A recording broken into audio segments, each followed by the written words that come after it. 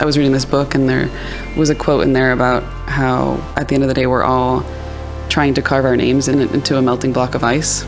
And that's a little bit of like what filmmaking is. It's like just trying to carve your name into a melting block of ice. I think that all of us somehow believe that these things will live on forever because we see old movies that affected us and it has in a way lived on forever.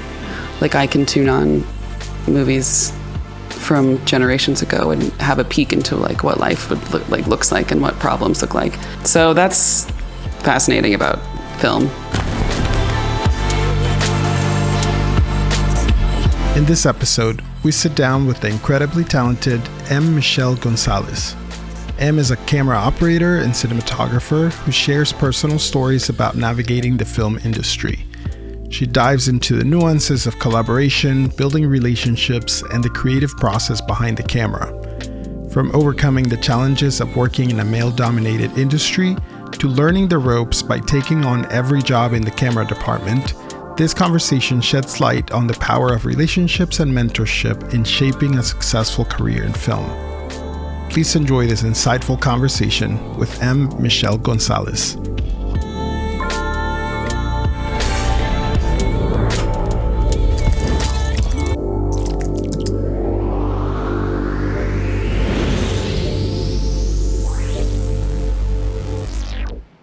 Yeah, I spent a lot of time outdoors, and then I was involved in like every sort of artistic thing. Like when I was like 15, I think I got my first job like at a summer camp. Okay. And I saved all that money to buy a camera. Like, oh wow! At the end, so that was like my first time I ever earned money was to buy a camera. How did you get to wanting to buy a camera?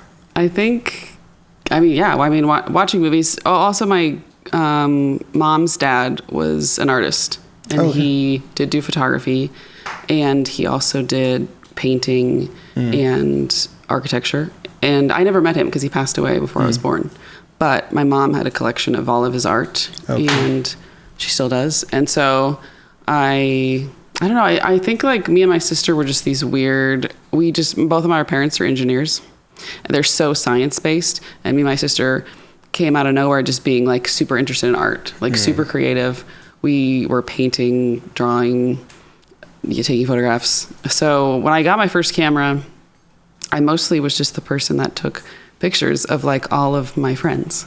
And that sounds really like just a funny role, but like that to this day, it kind of still feels like I'm like doing the same thing. Yeah. Like, which is so weird to think about because I was involved in theater, but I wasn't...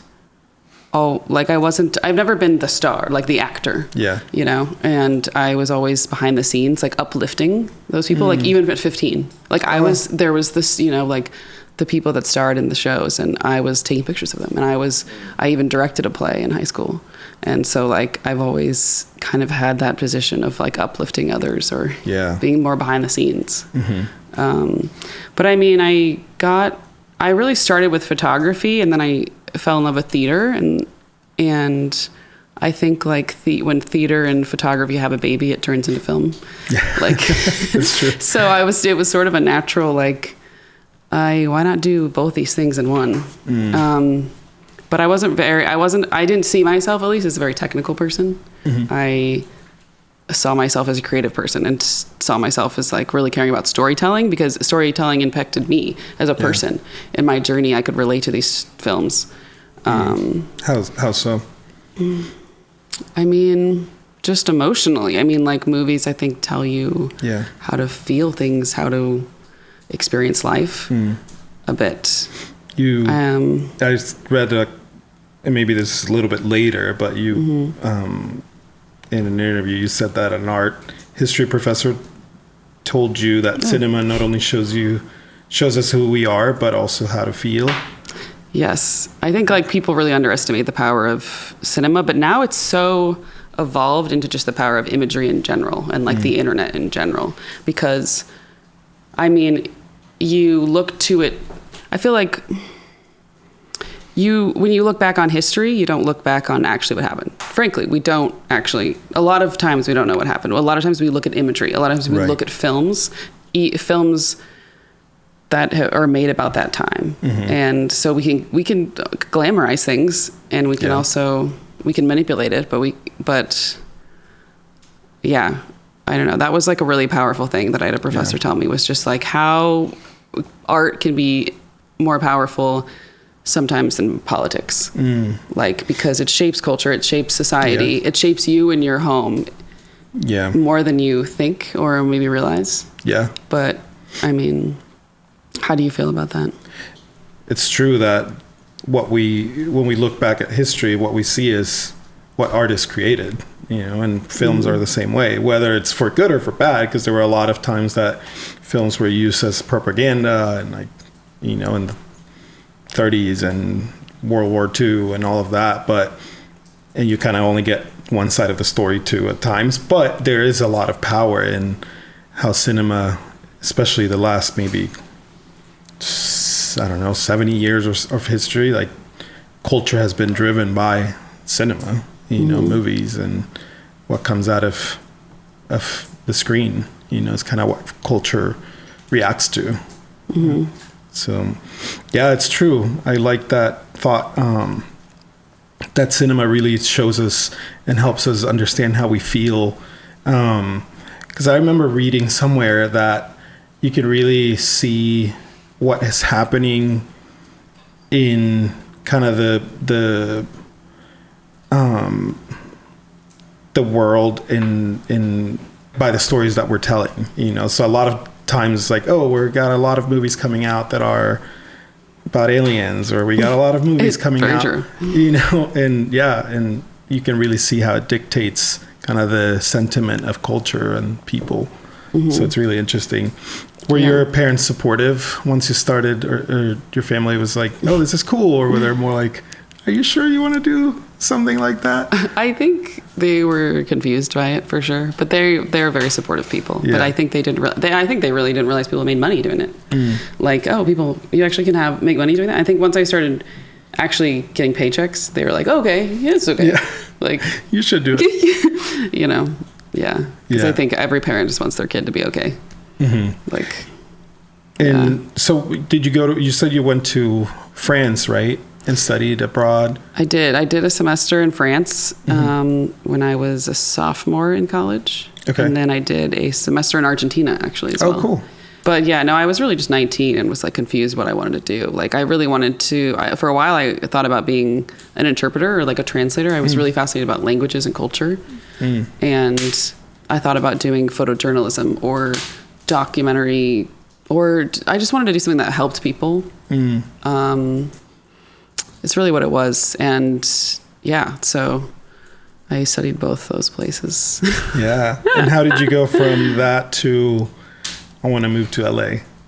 Yeah, I mean, there's a whole thing. I mean, I graduated college and my degree ended up being in art history with a second major in French. Okay. And I was just like, well, I kind of want to get into filmmaking. I made a lot of art films in college. Like, I did not go to traditional film school. To me, it was still very, like, in 2009, it was very male-oriented and very tech-oriented and very not me. I didn't feel very welcomed, which is like, just so I did stuff by myself. And I feel like I hear the story about a lot of women doing this. Like you kind of start doing stuff by yourself, or you kind of start in the indie world because like the big budget world is so male dominated that it's like you have more freedom and less of the gunky stuff to deal with. You can more like focus on the art, And so like that's how I made a lot of art in college, just art.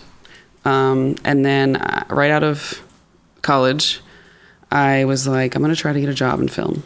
I was just like, going to get a job in film. It's like now or never.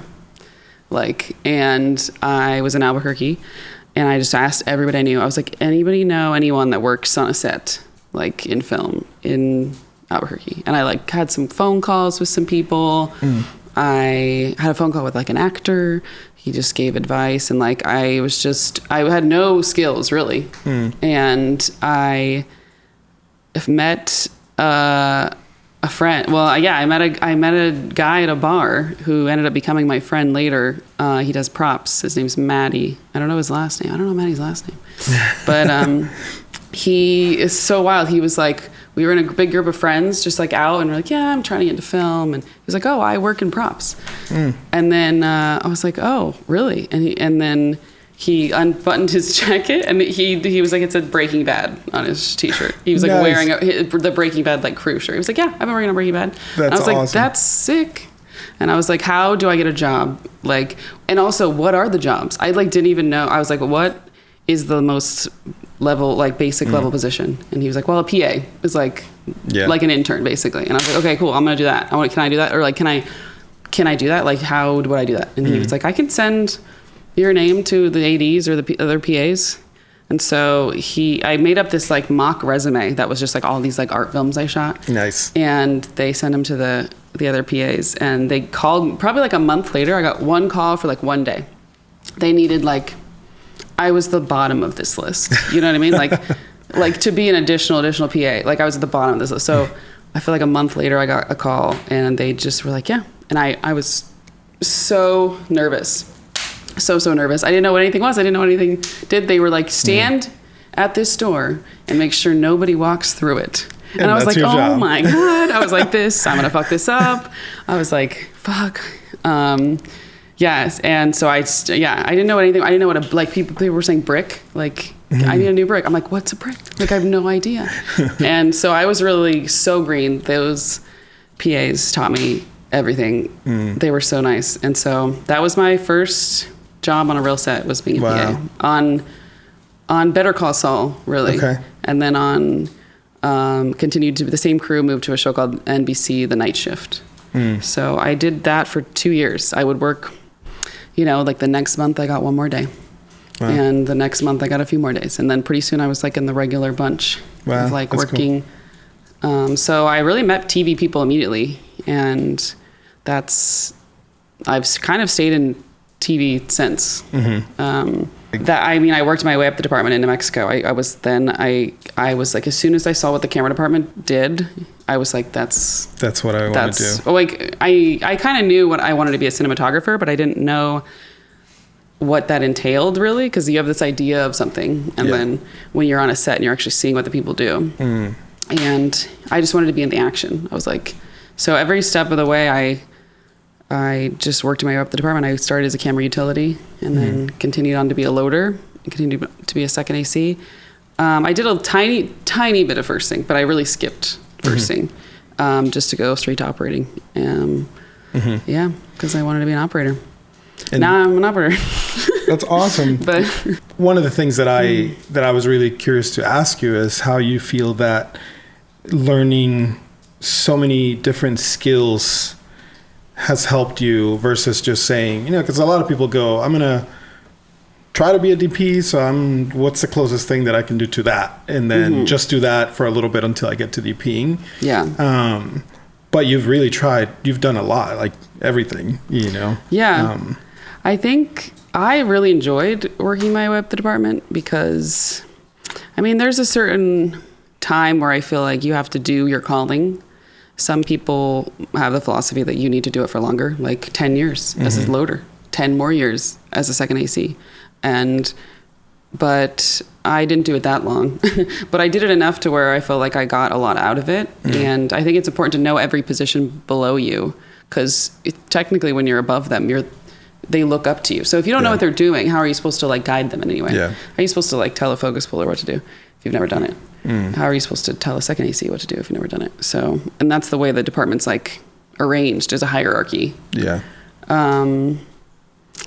Yeah, I liked that route, I think. But just people now there wasn't that much content like on YouTube or TikTok or anything. The only place you could learn was really set. Right. And I felt like I was made it clear that it was such a blessing to be on such a big set. And I still feel that way. Like I was so blessed to be on a big set, like Better Call Saul from a start, like even from the bottom, like, because you're learning the right way how to do things, and you're not like out of nowhere scrambling, trying to figure things out from scratch. But nowadays you can actually learn a lot from the internet.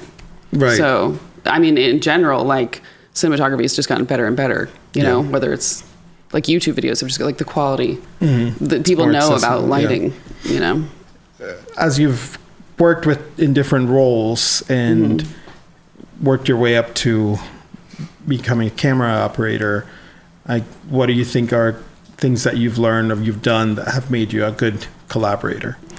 I think the things that I've done to be a good collaborator are like listen a lot. There's a lot of listening happening. You can, I think just paying attention. I think there's nothing worse than when there's a rehearsal happening and like you're watching and the person behind you is like, oh, what's happening? Or you miss something. They're like, I'm between take 2 or take 3. Like, they've switched something up in the scene and you weren't paying attention. So you don't know. So you don't know how to make your adjustments. And I think every single position you gain a lot by just being present and listening to what's happening on a set. Yeah. Being a woman in the industry is like is affected me more than I think other industries. And almost like I didn't really realize that was like a thing until I was in this industry. And so I think being able to sort through all like the mess of treatment that you get being a woman is in some ways can be very distracting. Yeah. Because you're too worried about that stuff instead of having the freedom to focus on art or focus on the technical. And I think the more I was able to not let that stuff bother me and not ask for permission, the further I was able to succeed. There's so much HR, I don't even know if I want to call it HR work, but like there's so much mess that comes with just showing up on a set as your gender.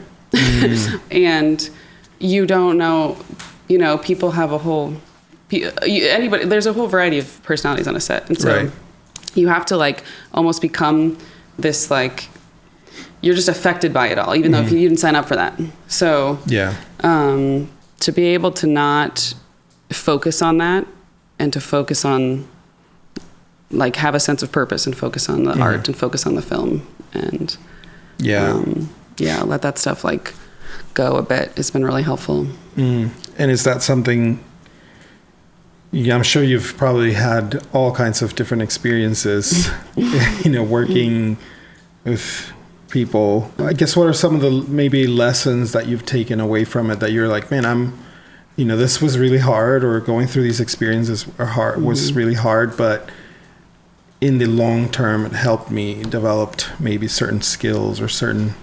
Yeah, like is there a positive that came out of it? I think the positive came out of I feel like I know how to handle a lot of situations. I know how to put up with a lot of personalities. And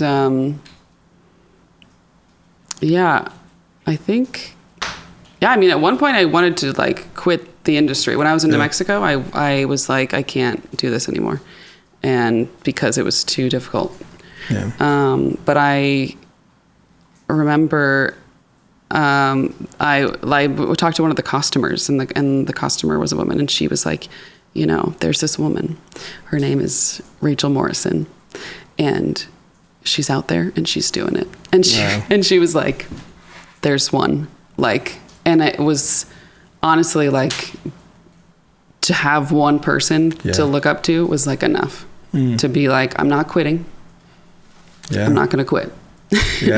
And I'm really, honestly, I'm really happy with the move to Los Angeles. And I feel like there's such a bigger community, and times have changed so much. This is almost 10 years ago, which is wild that I'm that old. But, it's like times are different now. That was 10 years ago. Like in LA, there's so much more diversity and so much more community, and that stuff is like gone away a lot. But as far as something positive that came out, I don't really know what positive came out of having to, I guess, resilience. Like, for sure. And it's something you need in this business is resilience, because it is so up and down. And if you're strong, like, and you just don't give up, then you now get to, or can help, being the example, like Rachel Morrison was for you. Now other people can look up to you and go, oh man, she's doing it. She's working on these shows. Yeah, which is a wild experience. Like I did a panel like a few months ago, And a few women came up to me after the panel and just were like, "It's so cool. I just want to do what you do." And That's it's awesome. such a wild, like, table turning thing. Like, yeah. And, you know, there is. It's like it's like generation after generation of women have made, like, progress, and then the next make a little more, and the next make a little more. And it really is less of a thing. Like, I wouldn't say it's definitely not fixed, but, like, it's definitely not, like, weird for women to be in the film program. Yeah. You know, like, even in college, like, to me, it was 10 years ago. It was like, or longer ago, but it was weird. It was a bit weird. Yeah. So, but I think, you know, women deserve a voice in cinema, and it's more just also just like fascinating to be like, you know, typically men have always literally been there doing this. So we've only seen the male perspective, whether it's like male framing, like a lot of classic movies are male framed. Like male operated, male lit. Like what does the other gender or genders, what do all the other genders like think about how do they see the world? And like I think it's fascinating to figure out how other people see the world. And like I think we'll, you know, the more it happens, the more unique movies we're going to get. Yeah, I think that's a really important point in why diversity is important. It's not just because, you know, we need more voices, but it's really, like you said, how cool or how interesting would it be if we got to see different people's eyes and different people's lives and stories and everything that they bring with their race or gender or and I mean it's already happening with the fact that cameras are smaller and cheaper. You know, like cameras can do more. So more people, a variety of people have access to making art. Yeah. And I think it's an illusion to think that only the elite should make art. Like anyone can be an artist. Yeah. And they don't want you to know that. Yeah, it's true.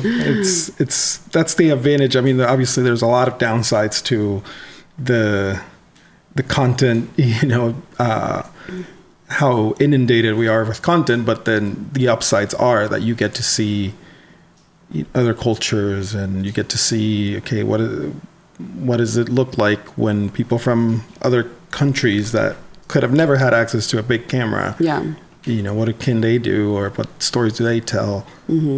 That is really, really exciting, you know, about technology becoming more accessible. Yeah. Definitely. Yeah.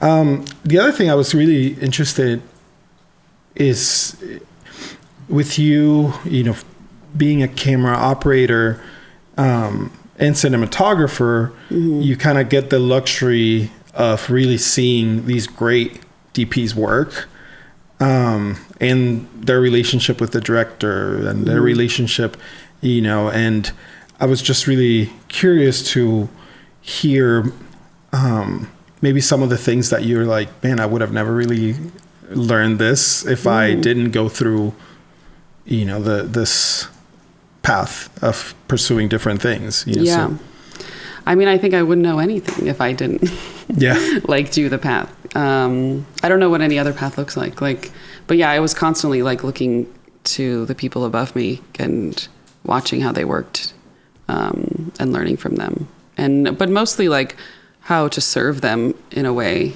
that creates their vision.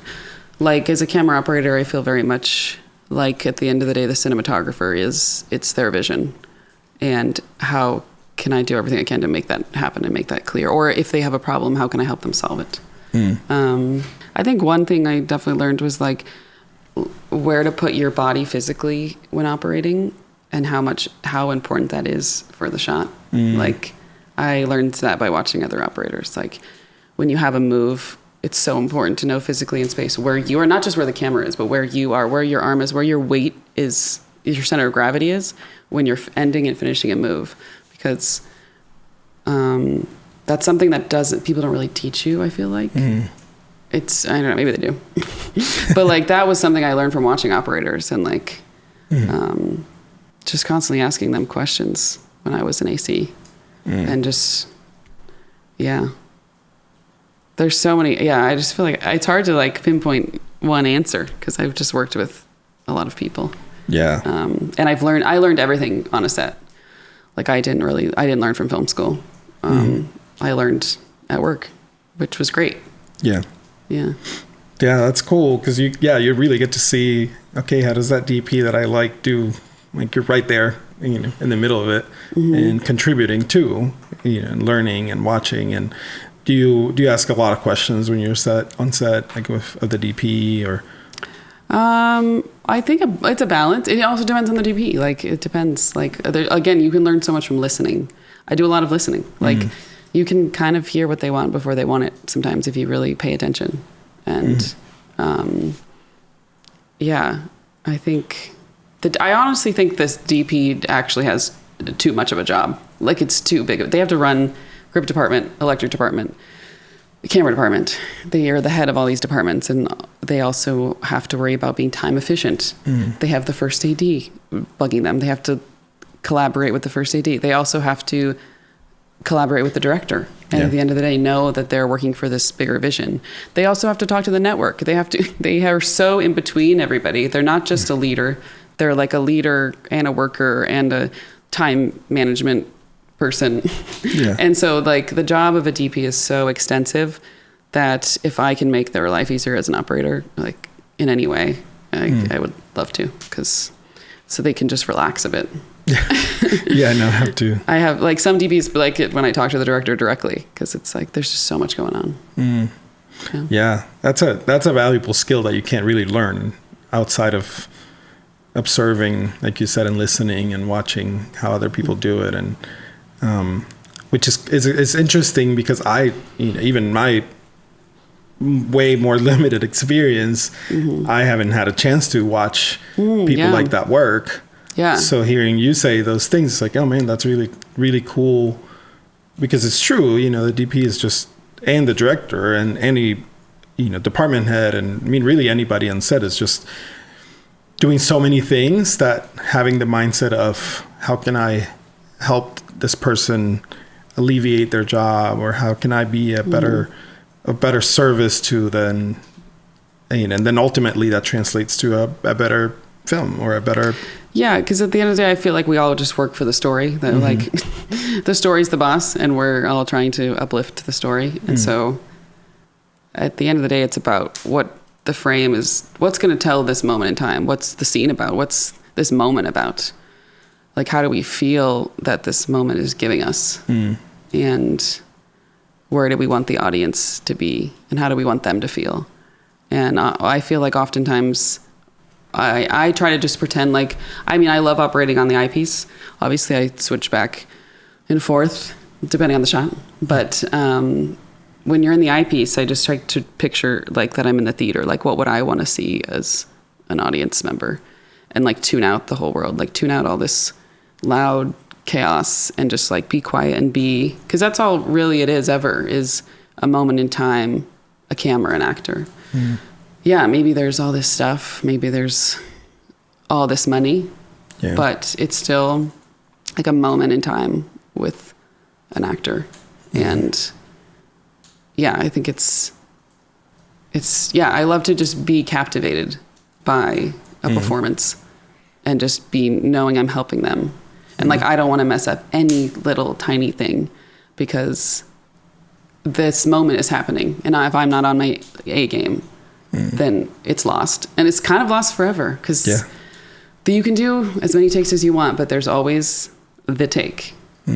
There's always like the take, you know, the take that we all know is the magical moment. And sometimes operating is not perfect, right? But like, then they use it anyway. But it is just something. It's weird because it's like it's like movie magic, but there's also no movie magic because we've all been here. We've all showed up to dress the set, to plug in the gear, to like, I don't know, train, like, you know, dress up for it. Yeah. So it's like so much work, but it's all for a moment in time. Yeah. It's a culmination of so many people's who are trying to bring their best into this, like you said, this moment in time, and you want to capture it the best way that you can. So for you, how do you stay continue to grow and evolve and, try to, as you're working, or as you're, the times that you're not working, how are you continuing to keep mindset, like wanting to grow and develop? Mm-hmm. I mean, I think I just been lucky where it hasn't gone away. Like the drive to like learn more. The more I feel like I learn, the more I feel like I know nothing. Mm-hmm. So I just feel like there's always more to learn. There's always something better to do. There's always something new and exciting to do, a new project or a thing I've never done before. Mm-hmm. And I just think I haven't done it all yet. So I'm still excited about the next thing. Do you have something that keeps you inspired? I mean, I think something that you touched on with being, and something I'm trying to work on so hard, which is just being present and really trying to see, if you really pay attention, there's a story in everything that you do, every day. Mm-hmm. There's like a little story there or a moment. And when we are not present, you can miss them. Mm-hmm. And that's something that I can, and I think, well, if you think in my personal experience, I think one of the things that has really helped me is being a dad. Mm-hmm. Because when you look back at your kids' pictures when they were younger, mm-hmm. and you think, I can look back and go, man, was I too busy then? Was I really present? Mm-hmm. Did I fully enjoy that moment that is now gone? Mm-hmm. And how can I enjoy now the present moment just as much or even more than I did in the past? Because then, it's gone. And mm-hmm. That's been a lesson that I didn't expect, but then I'm trying to apply that to my life as a whole. It's like, how do I really absorb the moment that I'm in and not be thinking about all the million things that are going on at the same time? Mm-hmm. And I love that visual of you being in the eyepiece thinking, I'm going to tune out the world and it's me, and how can I do the best that I can, as if I'm now watching in a theater. Mm-hmm. Like that's a really powerful visual, of just really, like, let me tune out the world for these next however long a take is in that case, mm-hmm. or a rehearsal or whatever, and really just go in and to that moment. Yeah. It's really a meditation. Mm. It's really like a be with your breath and like be with the scene. And that's, I think, when my best work has been made, is I'm there in the scene with them, mm-hmm. not an observer outside. Yeah. And is that something that you are now intentionally working on? Like you said, your breath, your breathing, and mm-hmm. you mentioned how your body is positioned, with the camera. Yeah. It's a skill that you're now developing, I'm sure from job to job. Yeah, it's a practice for sure. Yeah. I mean, they call meditation a practice. Mm-hmm. And it's true. It's very much like you practice it and you try to get better at like being mindful and being present. Mm. Because I don't know, I feel like at the end of the day, like I just heard this, I was reading this book and there was a quote in there about how at the end of the day, we're all trying to carve our names into a melting block of ice. Mm. And that's a little bit of like what filmmaking is. It's like just trying to carve your name into a melting block of ice. Mm. And like, I think that all of us somehow believe that these things will live on forever because we see old movies that affected us and it has in a way lived on forever. Mm. Like I can tune on movies from generations ago and have a peek into like what life would looks like and what problems look like. And most of the time, this human experience is all the same problems: love, violence. Yeah. So that's fascinating about film. But as you're saying that, I'm also thinking that if I were to watch a movie that I watched 5 years ago, it's going to impact me differently because I'm different. Oh, yeah. You know, and that's really special too, of just looking at film through that lens of like, man, you know, it's the world changes, I'm changing, and then how does this piece impact me? Yeah. No, I think like, I mean, first movie that comes to mind is like 500 Days of Summer. When I watched that, like in high school, I was just like she was the villain.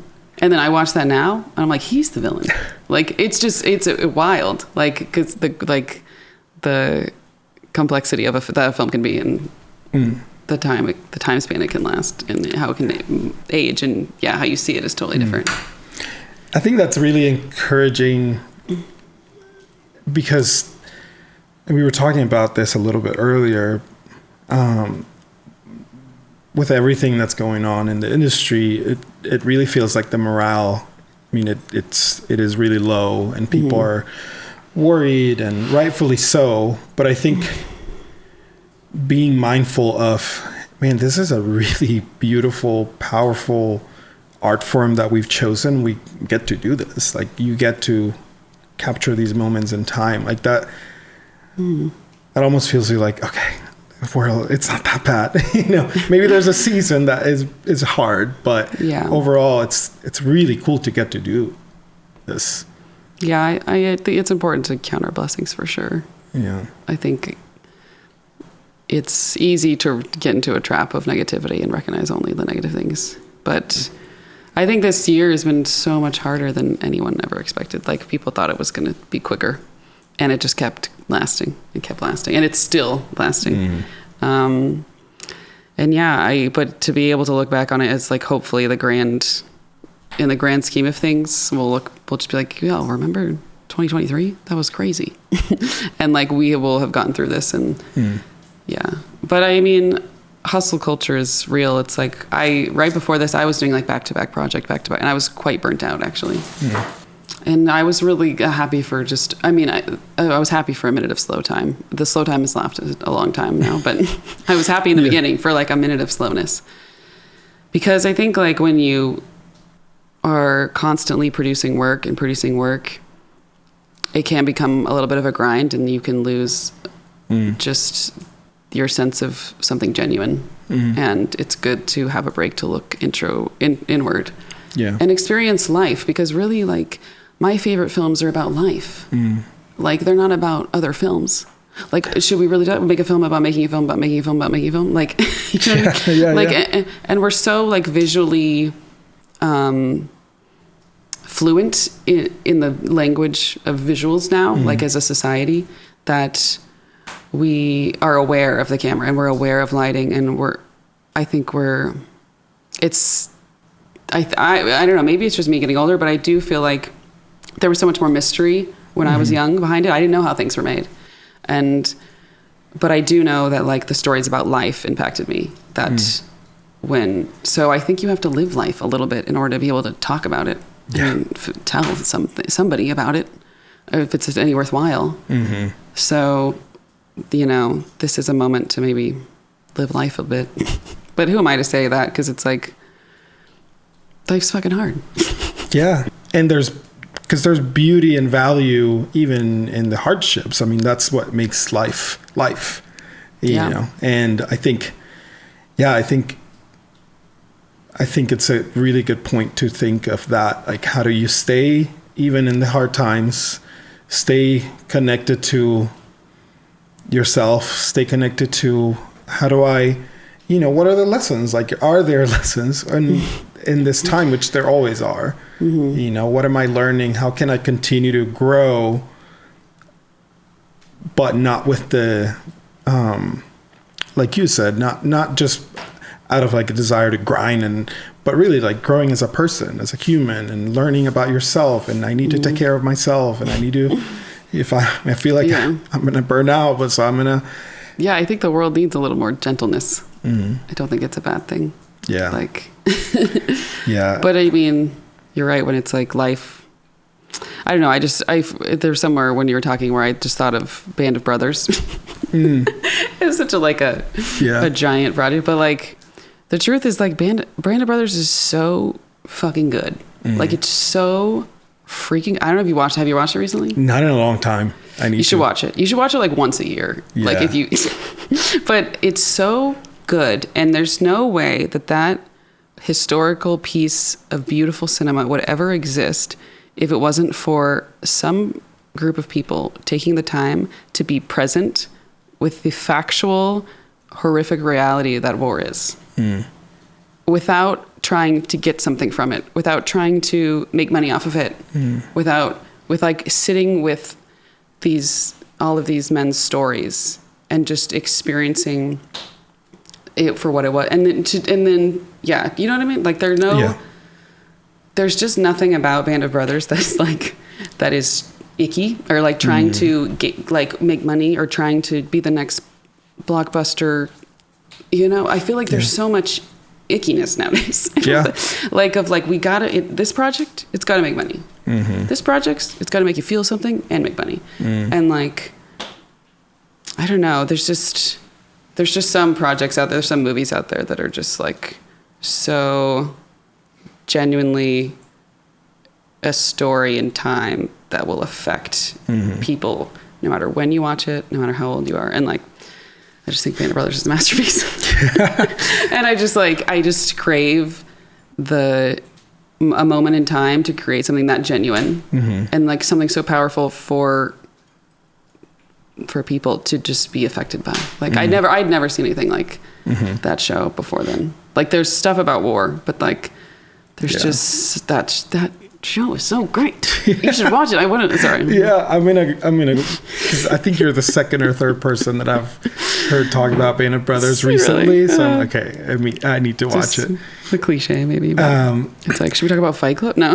Oof, we could talk about Fight Club. Well, no. It's just like the joke. It's like every film student has to talk about Fight Club. There's a phase when you like fucking love Fight Club. Yeah. But as you were saying that, I think valuing that authenticity is really what is going to help us in what we're facing in film, which is things are becoming more and more manufactured and are going to become more and more manufactured with AI and where all of that is going, that I hope we can value that authenticity and real stories and humanity, more than, because that's what the corporations are going to do is want to push. Oh, now you can pick from 1,000 shows because there's all of these things that are out there. Yeah. I mean, Neil Bryant said it best at the SOC Awards these past weeks ago. And he said, like, I want to see human stories made by humans. And like, yeah, I think we all do. Yeah. But no, totally. We are, I mean, with the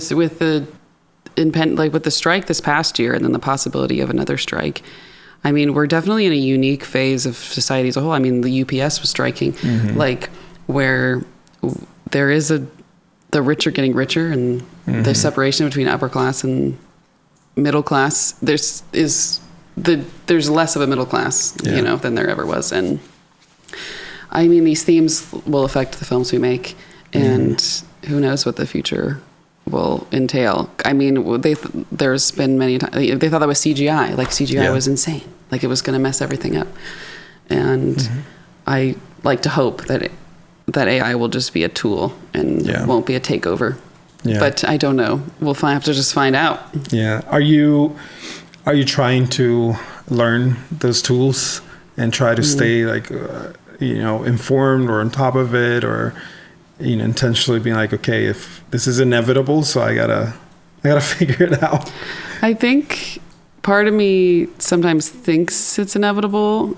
I was listening to the Deacons podcast with Greg Fraser talking about Batman, and he said a lot about how, if we as cinematographers need to learn the technology, otherwise it'll bypass us. Like we need to know. Yeah. We have a responsibility, being between the art and the tech, a responsibility to know the tech, therefore we can make art with the tech, and therefore we can convince producers how to use the tech, and we can convince them of a vision. So in a way, I hope that that's true. Like, I hope that cinematographers learn the tech of AI, whatever that is. I don't really know what it is yet. Like, frankly, we don't really know what it is yet, but, and harness it as a tool and like know when to use it and when not to use it. But I really don't know. I feel like it's still new. It's new. It's new, I guess. Yeah. It's so new and moving so like, fast. But it's moving so fast. So it almost feels old, you know? Yeah. But I don't know how I don't really know how it's going to affect filmmaking until I like really see it. See the first I would movie. think you'd have to ask the big studios. I don't really know. Yeah. Well, they don't.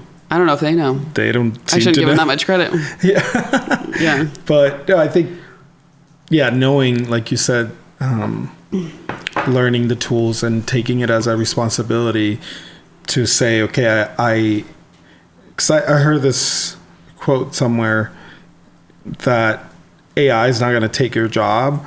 It's going to be someone who knows how to use AI that's going to take your job, because they embraced it. Yeah, that's a fair, yeah. You know, they embraced the technology and used it as a tool, so then they can come in and say, hey, I have another tool in my tool set. And the optimistic part of me hopes that it really just becomes another tool that actually makes us better and not worse. But, I also feel at times like, who knows what's going to happen. Yeah. So I think AI kind of sits icky with all of us. I keep saying icky. This whole podcast is me saying icky. I think AI like kind of makes us feel weird inside about the idea of it, because I think it actually questions our purpose as a whole, because AI can do so much that there's so many industries, not just filmmaking, that it can affect and quote unquote take jobs away from. So with that power, we're like, well, what would we do with our lives? Yeah. And so it's almost like an internal, it's causing people to become a little more philosophical, I think. Yeah. Like it's a bigger question of like, what does the future hold? What is my purpose? Us as filmmakers, we're so defined by our jobs. Like it's so a part of our identity and a part of our purpose. Like I am this. And like this is because we spend so much time doing it. So naturally it becomes part of our identity. And AI is convincing us that it could take over all of production design. It could take over all of drone units. So if you're a drone camera operator, if you're a production designer, it's a real question all of a sudden of like, who am I and what is my purpose? And what would I do with my life? How would I make money? Like it's not only how would I make money, but it's what would I do? How and would I feel the need to even make art at all? If AI can make every version of art, then why do I need to make art? And are we gonna? But at the end of the day, it's like, are we gonna let AI tell history? Yeah. Which is, again, a scary question. Yeah, like, it is. Are we going to let AI control the visual history of our time? Yeah, and that's where I hope that people in society as a whole can really value the human experience and the humanity that goes into art, into not just film, but storytelling as a whole and capturing history. And my sort of general feeling is that we'll probably go through a time where it's novel and it's being pushed on us, and it's inevitable that we'll suffer those consequences. But I really hope that curve kind of comes down fast, and we go back to saying, no, this is, we can't rely on these tools to dictate how we see the world, how we experience life. Well, yeah, it's like the question of purpose. It's like, what's our purpose then? Yeah. It's like, that's a huge question that, I don't know. I mean, I guess humans have experienced that question throughout history, but like a lot of human history is surviving. Yeah. And still to this day, a lot of the human experience is about surviving, about having enough money to have food on your table, to have a roof over your head, frankly.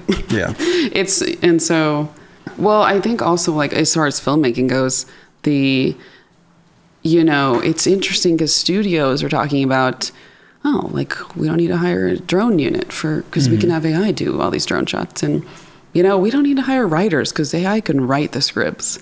But it's like, what AI could also do? AI could make a budget. Like studios don't want to turn it on themselves, being like, AI can create a budget for a show, can create a calendar for a show. Like, what do we need a producer for? Yeah. Like, aren't they just as afraid of like their loss? But I mean, it's also a complicated thing of like when AI makes something, who owns it? And I think studios want to get in early with AI so that they own the rights to whatever AI makes.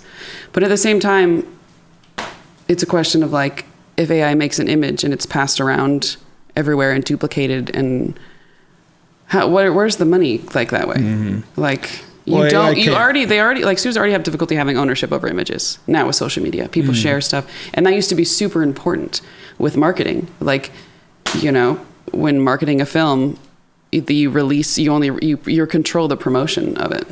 And so like now there's already I feel like the market's so saturated with so many streaming services and so many shows that in a way maybe studios are happier with sharing the exponentially sharing of images, because it's like, oh, more people are going to see it. Like if more people are, recording a little TikTok on their laptop that they're watching the show and sharing that, like it's just going to get more viewers. It's almost like collaborating is beneficial. But they still, at the end of the day, need a subscription to that service. I don't know. I feel like it's a whole mess of an industry. At the same time, I don't know. I don't work for studio, obviously. But like, I don't know what the profits look like from competing with subscribers. Yeah. And like, but I don't know how AI throwing in there will affect that. I think it could potentially make creative imagery less trademarked. I mean, AI is a combination of inputs. It's not creating anything new. It's a combination of information that's already there. Yeah, but at the end of the day, there's only so many camera angles. Like in animation, you can put the camera wherever. You can put the camera in animation in places that you can't put the camera in real life. So we already know that there's only, and they already know there's only so many lens sizes. There's wides and tights, and like, so once AI has all that information of like, it could. But yeah, I mean, it's up to the user. It's like you said, it's like the user is the creative. Who that will be, I don't know. Yeah. Thinking about your last project that just came out, the Griselda. How did that project prepare you for the next, where you're going and what you're wanting to do? Like, what are some things that you learn from there that are preparing you for your next? Yeah, honestly, I learned a lot. I learned a lot. Like Armando Salas is an amazing DP, absolutely incredible DP. He has such a vision. He gives it his all. He gives 110%. He gives more, I feel like, than anyone on set. He cares the most. And that was wonderful to see how he worked. Like just care the most. And I often find myself on sets where I care the most. And sometimes you're like, I've heard the advice of like, sometimes you don't want to be the person that cares the most. Yeah. Because you have the most at stake. So you're the most disappointed if it doesn't go. But I appreciate, I'm in the school of thought that we should care more. I think you should care more. I think people should care more. The most. Yeah. I think you should always give it your all. And if you have to be disappointed, then so be it. It's a heartbreak that you deal with at the end of the day. But no, but I think I really was able to, that show was very creative with its camera operating, and I was able to be super intentional with camera operating. And Armando really guides the way. And it was a different kind of show than I had done before. I've done a lot of TV, or more like traditional TV, as you would say, but this was like the first like limited series drama. Like it almost feels like a 6-hour movie, like a really long movie. Yeah, it does. And I was so grateful for that experience, because I've definitely improved my visual language, but also felt that my skills were valued there, that I was, able to thrive in an environment where everyone really, like the director, Andy, was like, cares so much. And he had the edit in his head. At least I felt like he had the edit in his head while we were shooting. And like, what a hard thing to do, honestly, on such a big project. And just to be, they're not afraid to serve the story. Neither of them. Andy is the director and Armando the DP. Like, together they made an incredible team. And I think that they just always knew they were serving the story. They weren't afraid to cut stuff if it wasn't working, to go for stuff if it was, to fight for more time, to know. I don't know. It was a really great experience. That's awesome. That's good. I'm glad that you had a great experience on that show, because it's beautiful. So just from an audience perspective, I really enjoyed it. So good. It's cool to hear that you also had a really great experience making it. I did I had a few people messaging me about Griselda, like, why does it look so good? Like, what was the filter? And I was like, was it, glimmer glass? I'm like, it's not glimmer glass. Like, like, it's millions of dollars, and it's production design, and it's a year of planning, and it's frankly, Panavision lenses doing a lot of the work. Like, but it's like, so it's kind of funny that people want a quick fix of like, how to make something, that good. It's like all the people there have spent at least 20 years of their life making all kinds of projects. You know, you look up anybody on IMDb and they have them, they started doing short films there, and like every project makes you grow. And like, but I just thought that was kind of funny. No, that is funny, and it's cool because it's true. It's a culmination of, every person's best at that given point in time. Yes. And that's cool. So many people too. Yeah. So many people, from costumes. Yeah. The costumes and like the collaboration that goes from props to set design to the camera work. Like, everyone's doing a piece, and there's a long list of credits. I don't know. Yeah. It's not a glimmer glass filter. Yeah, it's not a glimmer. Oh man, I wish it was. I wish it was. It was just that easy. I love the quote that you have on your website, and it made me, because you said the word filters. But the quote is, "Cinema is a mirror of reality, and its filter." What does that mean to you? By James Ivory. I just think it's true. Like, cinema is a mirror, but also a filter. Like, it shows you yourself. It shows you yourself, but it also can show you yourself in another world. Like, you can use it film, you can put somebody in somebody else's shoes. That's what I mean by the filter, but it's also a mirror because it's the same human experience. Like, we all have the same problems, really. What are some things that you think people who want to grow, want to maybe get to where you're at, or are looking to, I want to be shooting shows like Griselda, should be really doing, or learning, or thinking about? I think how you do anything is how you do everything. Like, I think if you pay attention to the details of anything in your life, it's how you do everything. Because it's not like one day you get on a show and you're different. Like, the best people I know, no matter what they're shooting, care the most. Like, and I think, there's no, it's like when you, like, if you want to achieve great things, just like start by making your bed. Like, I know that sounds so stupid, but it's like you have to do everything the way you do anything. And you have to do anything the way you do everything. So I just try to be very, I pay attention to the details, and I don't know, I try to work hard. I try to research. I try to constantly learn. And if you're able to focus and have fun, and like, you'll go somewhere. I don't know. Yeah. I just think, it's like you just don't magically wake up one day on set and have like been handed this beautiful job and are expected to magically show up with this brilliant attitude that's like a healthy person, that's like a present person, that has all this knowledge about cinematography, that knows how to communicate well. Like you have to have all these skills before you get there. And you will get that call if you've already that person, if that makes sense. Like, so no matter what you're working on, to focus on communicating well, like to focus on being a nice person, to like take care of your health.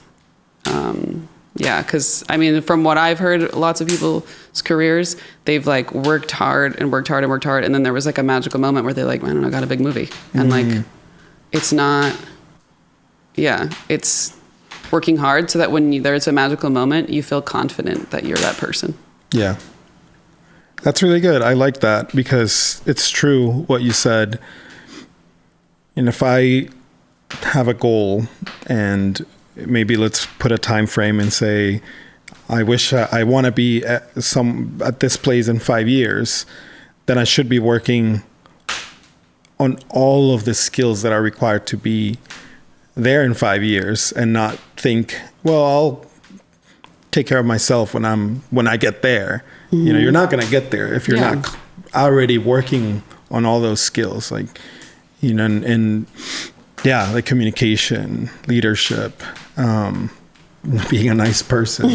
I like that you're mentioning that, because it feels like an unspoken, you know, we don't talk about that stuff enough, it feels like to me. The truth is, like, we're on set for minimum 12 hours a day, sometimes way more. And so you could be not a nice person. You can. You don't want to be, that's fine. But like year after year after year, like, you don't want to spend time with people who are not nice people.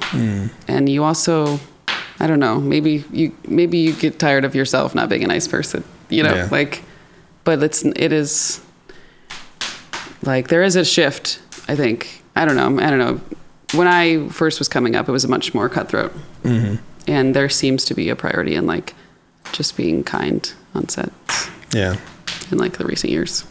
You know, do you have any other maybe advice that you would give people that, again, are looking to grow as an artist, as a filmmaker, as a, you know, any type of role in that? I would honestly tell, like, if I'm talking to younger people, the next generation, I would say to like slow down. Like, I think they've grown up with such an instant world, like everything at your fingertips world, and I gotta be here by the time I'm this old, and there's so much anxiety. I feel bad. I actually feel bad. Like that they have such a weight on their shoulders of like being maybe like being the youngest person to do anything. Like, I have to be the youngest person to do this, or like, and life is actually really long. And like, it's like, when you slow down, you figure out who you are, and you're working from a place that suits your soul and not just suits what's trending. And I think often it's hard for the younger generation to decipher what they actually want versus what other people are telling them they want, because there's never a break from social. So if you're getting told what you want all the time through your phone, like, how do you know if you're really connecting with your core self, of like, that's your path? So I think to like slow down and like be okay with learning, like the process of learning, because there's a lot of pressure too with the internet of like, I got to put work out, it's got to be my best work. And in the past, there's often times where you could put out work, you could make dumb short films, you could mess up a bunch of stuff, and it's not on the internet for everyone to see. Like, maybe you had a screening, but you're like, oh, that cute thing we shot that was kind of weird, and I think they should take the pressure off themselves to make perfection, because when you focus on making perfection, you kind of rob yourself of the journey. That's a great quote. I'm just like a bumper sticker. I love it. That's a great sorry, keep moving. I'm sorry. No, that's a great I feel like we can end on that note. That was really good. Well, thank you for doing this. Thanks for having really me. enjoyed chatting with you and hearing. You have a lot of insight into what it's like to be working at that level from your experience and what you've learned and observed. So I appreciate you sharing all that. Thank you. Thanks for having me. Thank you. Hey, thank you so much for listening. If you enjoy this conversation, please give us a follow, subscribe, and check out larkhouse.com to find out more about the different initiatives that we are developing to build community and to help artists like you realize their full potential. See you soon.